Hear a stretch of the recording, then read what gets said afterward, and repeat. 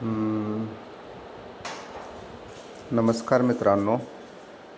काल बिग बॉसमध्ये सर्वच मेंबर्सला नॉमिनेट केलं आहे. त्यामध्ये आपल्या कोल्हापूरचे धनंजय पवार पण नॉमिनेट झाले आहेत. तर त्यांना वोट आज आपण करायचं आहे. त्यासाठी तुम्ही तुमचं जिओ सिनेमा ॲप ओपन करा आणि तिथं बिग बॉस मराठी सीझन 5 असं सर्चला वर जर टाकला तुम्ही तर अशी स्क्रीन तुम्हाला दिसेल. त्यामध्ये तर पहिल्यांदाच बिग बॉसचं वर येईल.